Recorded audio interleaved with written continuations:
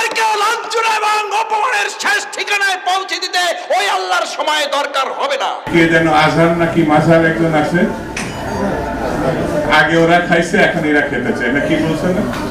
নামকে বিকৃত করা থেকে বিরত থাকুন। বিএনপি নাকি চাঁদাবাজি করে, বিএনপি নাকি দখলবাজি করে, বিএনপি নাকি চেতেন কেন? আমি এই জন্য চেতব, চোরের মনে পুলিশ পুলিশ। ইসলামপন্থী আলেমগণ যখন চাঁদাবাজের বিরুদ্ধে কথা বলে, একদল খাইছে আর একদল রেডি হয়ে গেছে, তখন ওই কপাল পরা জামাওয়ালার মতো লোকেরা চটকানো দিতে চান। মনে রাখবেন, খলিফার কাজ ভেঙে ছুড়ে তছনছ করে নতুন একটা বাংলাদেশ বিনির্মাণ আমরা করবই। আলেমদের বিরুদ্ধে লেগে একদল হেলিকপ্টারে উঠেছে, আলেমদের বিরুদ্ধে লাগলে আর একদল হেলিকপ্টারে উঠতে পারবেন না। আল্লাহ তাআলা আলেমদেরও দেখেন, জালিমদেরও দেখেন। আল্লাহ তাআলা আলিমদের সাহায্য করেন আর জালিমদেরকে শায়েস্তা করেন। সুতরাং আলেমদের বিরুদ্ধে অবস্থান নিয়ে কেউ জালিমের কাতারে যাওয়ার চেষ্টা করবেন না, পরিণতি কারো ভালো হবে না। সে যদি শফিকুল ইসলাম মাসুদ হয়, শফিকুল ইসলাম মাসুদের পরিণতি তার চেয়ে ভয়াবহ। কারণ আলিমেরা কথা বলে জনগণের কল্যাণের জন্য, ইসলামের জন্য।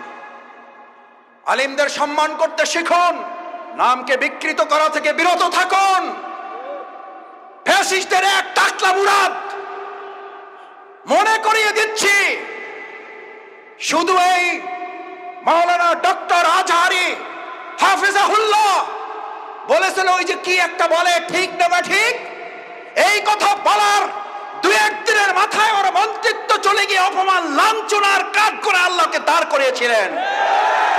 আজ যারা আজহারিকে আজহারি কিংবা ফাজারি বলেন, আপনাদেরকে লাঞ্ছনা এবং অপমানের শেষ ঠিকানায় পৌঁছে দিতে ওই আল্লাহর সময় দরকার হবে না।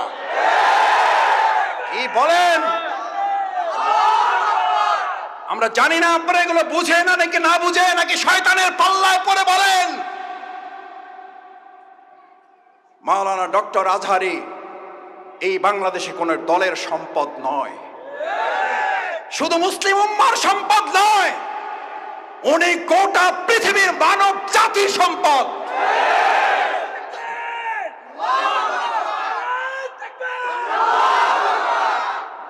ওনাকে আপনারা বলেন একটা দলে যোগ দিয়ে দেন, আরে ভাই উনি তো একটা দলে আছেই, বুঝেন না কেন?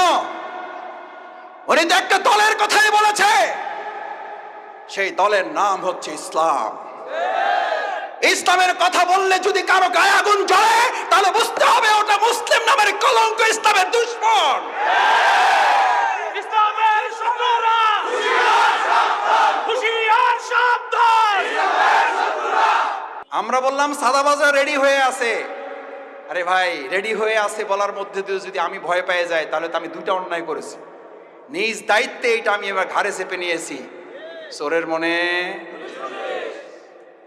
দুই উজু করা লোক সকালবেলা, একজন তাহাজ্জুদের জন্য আর একজন চুরি করার জন্য নাক মুখ ধোয় না। তাহাজ্জুদওয়ালা মনে করতেছে এই দেশে তো আরো চোর আছে, এটা মনে করে।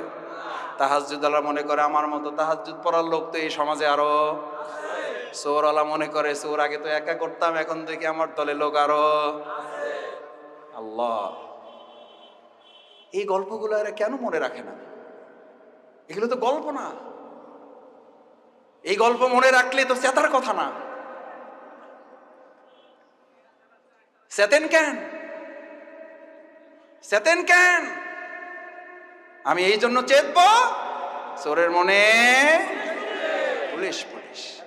সে যেই হোক, শফিকুল ইসলাম মাসুদ যদি মনে করে আমার মধ্যে চোরামির অভ্যাস আছে, তাহলে পুলিশ দেখলে তো ভয় একটু।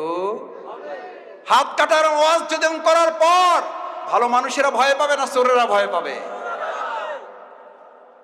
তাহলে হাত কাটার ওয়াজকে ভয় পান কেন? সুদের বিরুদ্ধে ওয়াজ করলে মসজিদের সভাপতি খেইবা যান কেন? আবুল হেকাম কিসের বাপ? বুদ্ধির বাপ ছিল, শুধু কি ছিল না? ইসলাম না থাকার কারণে আবুল হেকাম যদি আবু জেহেল হয়ে যায়, আজকে যারা রাজনীতি করেন আর তারা যদি বলেন ইসলামের মধ্যে টাইনেন না, ওই বেটা কি আবুল হেকাম না আবু জেহেল? ওই বেটার নাম কি? ওই বেটার নাম কি? ও আব্দুল আব্দুর রহিম হইল ওর নাম, ওই বেটার নাম আব্দুর রহিম হইল ওই বেটার নাম কি? ওই বেটার নাম দুদু মিয়া হইল ওই বেটার নাম কি? কথায় রাগ করেন না, বুঝে শুনে কথা বললেন। আবু জেহেলের লাইন ধরেন না কেউ, আমাদেরকে ভয় দেখাবেন না, কারণ আমরা ভয় করি কাকে? কাকে? আল্লাহকে যারা ভয় করে, গোটা দুনিয়ার অপশক্তিরা ভয় করে তাকে। এই জন্য আমরা বিগত 15 বছরে 3 জন নামলে প্রশাসনের প্যান্ট খুলে পড়ে যেত। জিজ্ঞেস করতো কারা নামছে, কয় হুজুররা, কয় কোনো অসুবিধা নাই, কয় ব্যানার দেখেন, ব্যানারে কি লেখা আছে, কয় ব্যানারে লেখা আছে জামাত ইসলামী, কয় এবার সাবধান থাকো। বলছে না বলে নাই? আলহামদুলিল্লাহ 3 জনে এই যাত্রাবাড়ি রাস্তা কাঁপানো হয়েছে না হয় নাই? আপনারা গুলির মুখে থেকেও এগুলো প্রতিবাদ করেছেন না করেন নাই? ইনশাআল্লাহ আমরা ভবিষ্যতেও এই অন্যায়ের প্রতিবাদ। আসুন, ইল্লাল্লাযীনা আমানু, ইমানদাররাই শুধু এই ক্ষতি থেকে বাঁচতে চায়। আমরা ক্ষতি থেকে বাঁচতে চাই, তাহলে ঈমান লাগবে, আল্লাহর আইন লাগবে, আল্লাহর বিধান লাগবে। শুধু মসজিদে না, সব জায়গায় লাগবে। ইসলামী সমাজ কল্যাণ যদি আল্লাহর এই বিধান দিয়ে সমাজ এবং রাষ্ট্র পরিচালনা করতে চায়, আগামী দিনে আল্লাহ রাসূল সাল্লাল্লাহু আলাইহি সাল্লাম বুলেটের যুদ্ধ করেছেন, আমরা আগামী দিনে ব্যালটের যুদ্ধের মাধ্যমে রাসূল সাল্লাল্লাহু আলাইহি সাল্লামের সেই বুলেটের যুদ্ধে অংশগ্রহণ করার আহ্বান জানাবো আমরা সবাইকে।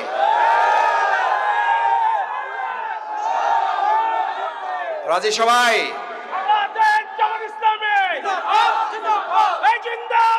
সম্মানিত ভাই এবং বন্ধুগণ, আসুন আল্লাহ সুবহানাহু ওয়া তাআলার কাছে দোয়া করি, আল্লাহ মেহেরবানি করে আমাদের এই ব্যালটের যুদ্ধে আপনি আমাদেরকে বিজয় দান করেন। রাসূল সাল্লাল্লাহু আলাইহি সাল্লামের সেই বাণী আমাদেরকে ধারণ করান।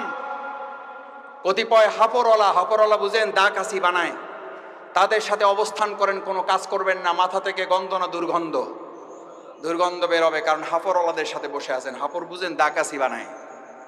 রাসূল সাল্লাল্লাহু আলাইহি সাল্লাম বললেন, তোমার আতর কেনার সামর্থ্য নাই, পকেটে টাকা নাই, আতরের দোকানে সকাল থেকে সন্ধ্যা পর্যন্ত বসে থাকো। গন্ধ না দুর্গন্ধ?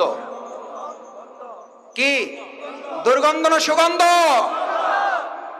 আজ এখানে যারা আছেন, ব্যালটের যুদ্ধের মাধ্যমে আগামী দিনে হাপরের পক্ষ নিবেন নাকি আতরওয়ালাদের পক্ষ নিবেন? আতরওয়ালাদের পক্ষ নিবেন যারা, দেখি হাত তুলো। আল্লাহ আমাদের আতরওয়ালাদের সাথে কবুল করেন। আস্তাগফিরুল্লাহ রাব্বি মিন কুল্লি জামবি ওয়া আতুবু ইলাইহি। সুবহানাকাল্লাহুম্মা ওয়া বিহামদিকা আশহাদু আল্লা ইলাহা ইল্লা আনতা আস্তাগফিরুকা ওয়া আতুবু ইলাইহি।